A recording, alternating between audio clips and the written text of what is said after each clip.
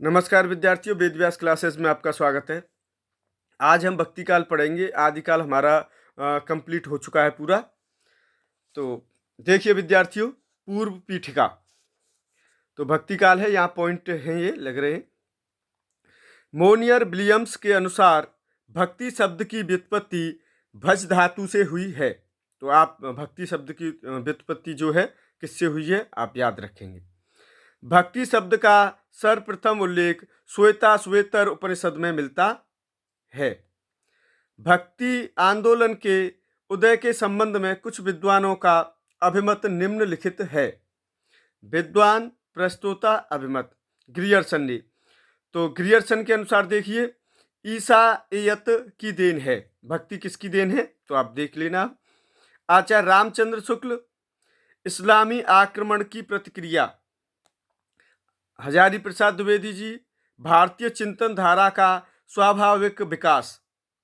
गजानन माधव, मुक्तिबोध, ऐतिहासिक सामाजिक शक्तियों के रूप में जनता के दुख व कष्टों से हुआ। आगे देखिए,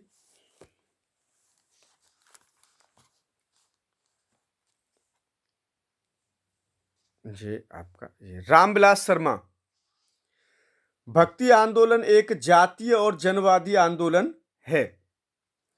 अब देखो यहाँ पे भक्ति आंदोलन के उद्गम स्थल के संबंध में कुछ विद्वानों के मत निम्न हैं। कुछ मत दे रखे। भक्ति का जो सोता दक्षिण की ओर से धीरे धीरे उत्तर भारत की ओर पहले से ही आ रहा था, उसे राजनीतिक परिवर्तन के कारण शून्य पड़ते हुए जनता के हृदय क्षेत्र में फैलने के लिए पूरा स्थान मिला। आचार्य रामचंद्र शुक्ल। ये देखिए, भक्ति द्राविड़ उपजी लाए रामानंद, प्रगट किया कबीर ने सात दीप नौ खंड। यह जो मत है वो कबीरदास जी का है। उत्पन्ना द्राविड़े साहम वृद्धिम कर्नाटके गता, कुश्चित क्वचिन महाराष्ट्रे गुर्जरे जीर्णताम गता। श्रीमद् भागवत गीता। ये आप देख पा रहे होंगे। और नेक्स्ट देखिए, आचार्य शुक्ल ने दक्षिण में भक्ति का उद्भव स्वीकार किया है। भक्ति आंदोलन के संबंध में विभिन्न विद्वानों के कथन निम्नलिखित हैं। अब ये कथन है, बिजली की चमक के समान अचानक समस्त पुराने धार्मिक मतों के अंधकार के ऊपर एक नई बात दिखाई दी। कोई हिंदू यह नहीं जानता कि यह बात कहाँ से आई और कोई भी इसके प्रादुर्भाव का कारण निश्चित नहीं कर सकता। ग्रियर्सन ने कहा है। देख लीजिए। अब नेक्स्ट पॉइंट है, देश में मुसलमानों का राज्य प्रतिष्ठित हो जाने पर हिंदू जनता के हृदय में गौरव, गर्व और उत्साह के लिए वह अवकाश न रह गया। उसके सामने ही उसके देव मंदिर गिराए जाते थे, देव मूर्तियां तोड़ी जाती थीं और पूज्य पुरुषों का अपमान होता था और वे कुछ भी न कर सकते थे। ऐसी दशा में अपनी वीरता के गीत न तो वे गा ही सकते थे और न बिना लज्जित हुए सुन ही सकते थे। आगे चलकर जब मुस्लिम साम्राज्य दूर तक स्थापित हो गया, तब परस्पर लड़ने वाले स्वतंत्र राज्य भी नहीं रह गए। इतने भारी राजनीति उलटफेर के पीछे हिंदू जन समुदाय पर बहुत दिनों तक उदासी सी छाई रही। अपने पौरुष से हताशा जाति के लिए भगवान की शक्ति और करुणा की ओर ध्यान ले जाने के अतिरिक्त दूसरा मार्ग ही क्या था। आचार्य रामचंद्र शुक्ल जी का कथन है। देखो, कथनों से संबंधित प्रश्न बनते हैं और आप इन कथनों को एक सही ढंग से याद करेंगे। हाँ, कथनों से संबंधित प्रश्न बनता ही बनता है। नेक्स्ट देखिए, लेकिन जोर देकर कहना चाहता हूं कि अगर इस्लाम नहीं आया होता तो भी इस साहित्य का 12 आना वैसा ही होता जैसा आज है। हजारी प्रसाद द्विवेदी जी। अब ये देखो, मलेच्छाक्रांतेषु देशेषु पापैकनिलयेषु च सत्पीड़ा व्यग्रलोकेषु कृष्ण एव गतिर्मम। ये वल्लभाचार्य हैं जो कृष्ण नामा श्रेष्ठोत से हैं। जॉर्ज ग्रियर्सन ने भक्ति काल को हिंदी साहित्य का स्वर्ण युग कहा था। तो यह प्रश्न बन जाता है परीक्षाओं में। हालांकि हिंदी साहित्य से जुड़े हैं वो विद्यार्थी कर देते हैं, लेकिन जो नए विद्यार्थी उनके लिए थोड़ा सा यह प्रश्न भी कठिन हो जाता है। तो स्वर्ण युग किसने कहा है, तो आप ध्यान रखेंगे George Grierson. Doctor Ramvilas Sharma ने भक्ति काल को लोक जागरण काल नाम से पुकारा है। आचार्य हजारी प्रसाद ने भक्ति काल को लोक जागरण काल की संज्ञा दी है। तो लोक जागरण काल और लोक जागरण की संज्ञा दी है। देखो दोनों में थोड़ा सा ही अंतर है। रामविलास शर्मा ने तो लोक जागरण काल और हजारी प्रसाद द्विवेदी जी ने लोक जागरण, बस इतना अंतर है।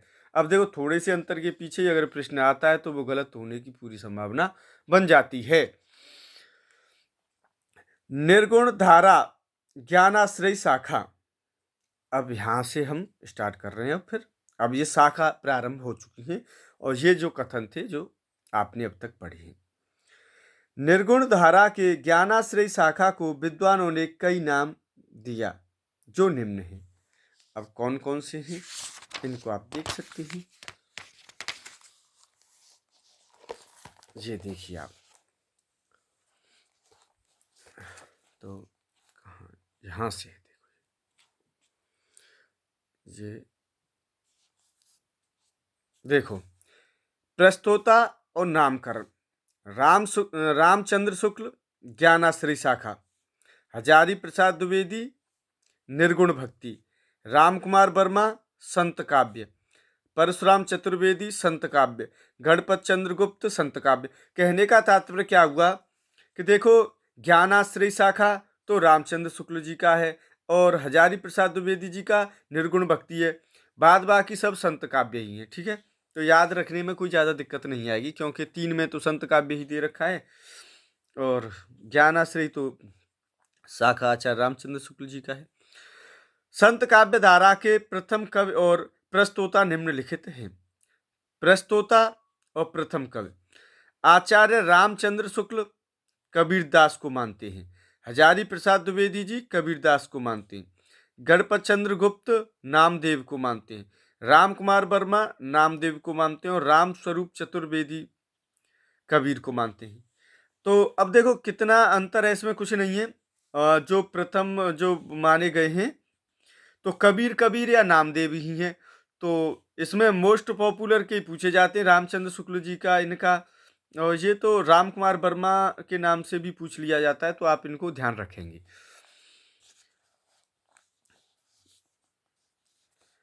रामचंद्र शुक्ल ने लिखा, निर्गुण मार्ग के निर्दिष्ट प्रवर्तक कबीरदास ही थे।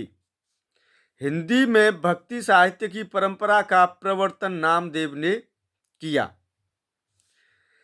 महाराष्ट्र के संत परंपरा के आदि कवि मुकुंद राज को माना जाता है। इन्होंने सन 1190 ईस्वी में मराठी का पहला काव्य ग्रंथ विवेक सिंधु लिखा। तो आप इस पॉइंट को याद रखेंगे विद्यार्थियों। महाराष्ट्र में महानुभाव और वारकरी नामक 2 संप्रदाय प्रचलित हैं। यह संप्रदाय कहाँ प्रचलित हैं आपको याद रखना है, महाराष्ट्र में प्रचलित हैं, नहीं तो प्रश्न गलत हो जाएगा। प्रश्न बनते ही बनते संप्रदाय कहाँ पे स्थित हैं, तो ये ध्यान रखना आप। महानुभाव संप्रदाय के प्रवर्तक चक्रधर और वारकरी संप्रदाय के मूल प्रवर्तक संत पुंडलिक माने जाते हैं, किंतु ऐतिहासिक दृष्टि से वारकरी संप्रदाय के प्रथम उन्नायक संत ज्ञानेश्वर हैं। महाराष्ट्र के भक्त संत नामदेव का संक्षिप्त परिचय निम्न है। अब देख लीजिए इसको। संप्रदाय वारकरी आ चुका है। जन्म और मृत्यु 1135 से 1215। जाति दर्जी। गुरु का नाम विशोबा खेचर। और रचना मराठी में अभंग और हिंदी में गुरु ग्रंथ साहिब में है। देखो ये रहा, गुरु ग्रंथ साहिब में है। अब नामदेव की हिंदी रचनाओं की भाषा निम्नलिखित है। सगुण भक्ति के पदों की भाषा ब्रज है। निर्गुण पदों की भाषा नाथ पंथियों द्वारा गृहीत खड़ी बोली या सधुकड़ी भाषा। प्रमुख संत कवियों का संक्षिप्त जीवन व्रत निम्न है। देखो इनके जीवन से संबंधित परीक्षाओं में प्रश्न बनते हैं। और अगर आप यूजीसी जो नेट होता है, नेट जीआरएफ, उसमें तो 100% बनते हैं कि कालक्रम के अनुसार बताइए, या उनके जन्म के आधार पे बताइए, और या मृत्यु के आधार पे बताइए। बहुत सारे प्रश्न बनते हैं। तो देखो रैदास, देखो यहाँ जन्म मृत्यु, जन्म स्थल, गुरु का नाम, जाति और माता पिता, ये आपको अब दिख पा रहा होगा। रैदास 1388 से 1518। काशी रामानंद गुरु थे और जाति इनकी चमार थी। कबीरदास, अब देखो याद कैसे करेंगे आप। देखो रैदास से इनका जन्म 10 वर्ष बाद हुआ था, और मृत्यु से मैं याद करने की बात कर रहा हूं। जैसे याद हमें पिछली डेट रह गई और कबीरदास की नहीं रही, तो 10 जोड़ देना। तो 1398 1518 दोनों की मृत्यु से में। काशी रामानंद गुरु थे, लेकिन जाति अलग है, ये जुलाहा थे, और नीरू और नीमा इनके माता पिता थे। जंबनाथ 1451 1523। नागौर बाबा गोरखनाथ और राजपूत जाति थी इनकी। और हरिदास निरंजनी, तो ये ईस्वी में ही दे रखी है, ये आप संबत मत समझना इनको। हरिदास निरंजनी 1455 से 1543। ढीड़वाड़ और प्रागदास इनके गुरु का नाम था। माता पिता और जाति के बारे में कोई भी तथ्य नहीं दिया गया है। अब आगे देखिए, ये रहा। हाँ देखो, संत कब, जन्म मृत्यु, जन्म स्थल, गुरु का नाम, जाति और माता पिता, वही लाइन है। गुरु नानक 1469 से 1538। ननकाना, और गुरु का नाम नहीं है। खत्री, कालूराम और तृप्ता। तृप्ता माता यूपी टीजीटी में पूछने के लिए आई थी शायद। अब ये 2016 की बात है, अब मुझे इतना याद 2016 में, लेकिन आई थी, इतना आप वो रखना। तो मैं उसी लाइन को बता रहा हूँ। और देखो इनका जन्म तो कई बार पूछने के लिए आ चुका है, और कहाँ पे होता है, कहाँ पे हुआ था, यह प्रश्न भी बना है। तो आप इस बात का आप ध्यान रखेंगे। सींगा, इनके बारे में ऐसा कोई खास नहीं आया, पर पढ़ लो। सींगा 1519 से 1659। खजूर मध्य प्रदेश। मनरंगीर ग्वाला, जाति ग्वाला थी इनकी। तो नेक्स्ट देखिए, लालदास 1540 से 1648। अलवर गदन चिश्ती और मेव थे ये। दादू दयाल, इनका आ जाता है पूछने के लिए। दादू दयाल 1544 से 1603। अहमदाबाद वृद्ध भगवान और दुनिया थे ये, या मोची। मलूकदास, इनका भी पूछने के लिए आ जाता है। मलूकदास 1574 से 1682। इलाहाबाद, अब तो प्रयागराज है। पुरुषोत्तम खत्री और सुंदरदास इनके माता पिता थे। इतना ही दे रखा है, माता का नाम नहीं। बाबा लाल 1590 से 1655। पंजाब, क्षत्रिय थे ये। देखो सुंदरदास जी से प्रश्न बनता ही बनता है, ये ध्यान रखना। 1596 1689। जयपुर दादू दयाल, बनिया और परमानंद और सती इनके माता पिता का नाम था। तो देखो जहां पर इंपोर्टेंट प्रश्न बनते हैं या परीक्षाओं में आ गए, मैं उनको आपको बता देता हूं, तो आप उनको इग्नोर मत करना। देखो डॉक्टर बच्चन सिंह ने लिखा है, हिंदी भक्ति काव्य का प्रथम क्रांतिकारी पुरस्कर्ता कबीर है। मुसलमानों के अनुसार कबीर के गुरु का नाम सूफी फकीर शेख तकी था। ये सिकंदर लोदी के पीर गुरु थे। आगे देखिए, कबीर की बाणी का संग्रह उनके शिष्य धर्मदास ने बीजक नाम से सन 1464 ईस्वी में किया। बीजक के 3 भाग किए, रमैनी, सबद और साखी। कब किया, डेट याद रखेंगे, और कितने भाग थे ये भी आप याद रखेंगे। कबीर की रचना में प्रयुक्त छंद एवं भाषा निम्न है। रचना, अर्थ, प्रयुक्त छंद और भाषा। रमैनी का अर्थ रामायण, प्रयुक्त छंद चौपाई, दोहा, ब्रज भाषा और पूर्वी बोली। सबद शब्द है, गेय पद है, और गेय पद में हुई है, छंद क्या है, गेय पद, ब्रज भाषा और पूर्वी बोली। साखी, साक्षी, दोहा, राजस्थानी और पंजाबी मिली खड़ी बोली है इनकी।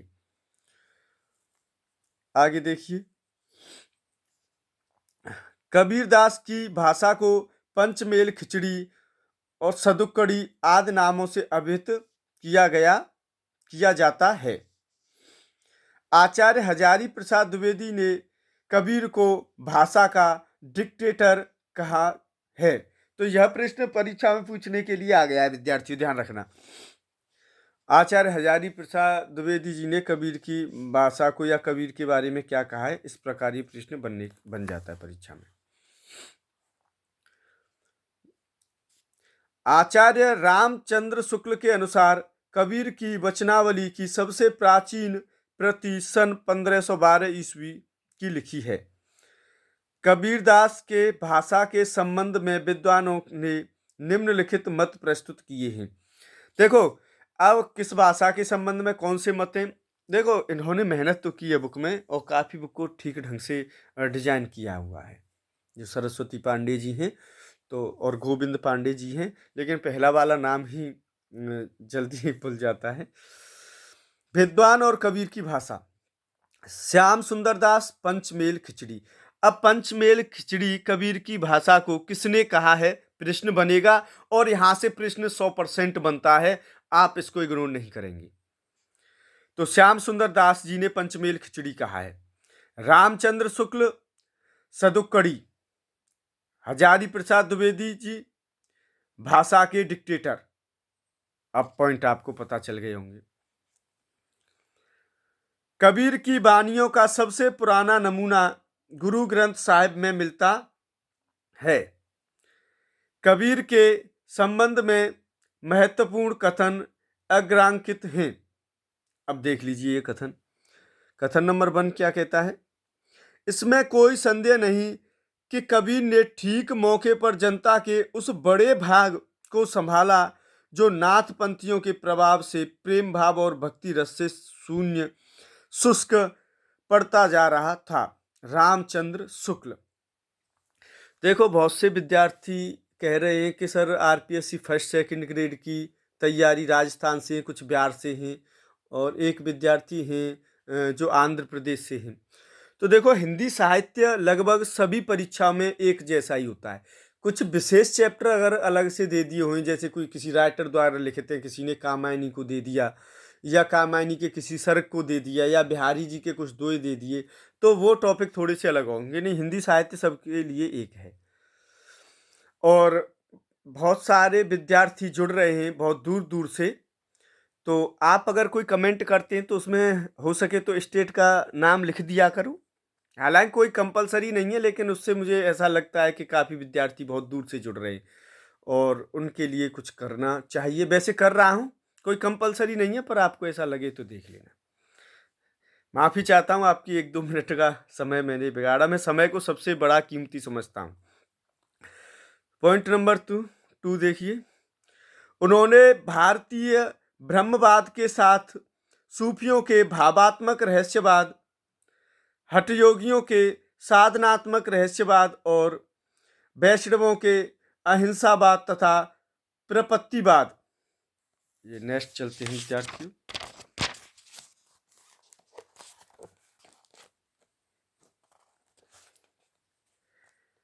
हाँ, अभी नहीं दिखा। हाँ, एक तो बड़ा ध्यान रखना पड़ता है डिस्प्ले पर आपको वीडियो रिकॉर्डिंग दिख रही है या नहीं दिख रही है, इस बात का भी। का मेल करके अपना पंथ खड़ा किया रामचंद्र शुक्ल जी ने कहा था। तीसरा पॉइंट देखिए, भाषा बहुत परिष्कृत और परमार्जित न होने पर भी कबीर की उक्तियों में कहीं कहीं विलक्षण प्रभाव और चमत्कार है। प्रतिभा उनमें बड़ी प्रखर थी, इसमें संदेह नहीं, रामचंद्र शुक्ल जी ने कहा है। देखो, अब यहाँ से आगे का जो पार्ट है हम आपके लिए कल प्रस्तुत करेंगे, क्योंकि वीडियो बड़ा हो जाएगा। और हमारे इस चैनल पर आचार्य रामचंद्र शुक्ल जी का हिंदी साहित्य का इतिहास 2 भाग में प्रस्तुत कर चुका हूँ आपके सामने। आज तीसरा भाग भी आपको मिलेगा, और पहले भागों में थोड़ा सा कम समझ में आया होगा, लेकिन आज से जो वीडियो स्टार्ट होगा उनका, वहाँ से आपकी समझ में सही ढंग से आएगा। तो आज के लिए विद्यार्थियों बस इतना ही। बहुत बहुत धन्यवाद सभी विद्यार्थियों के लिए जो हमसे जुड़ रहे हैं। उन सभी का मोस्ट वेलकम है इस यूट्यूब चैनल पर। थैंक यू विद्यार्थी।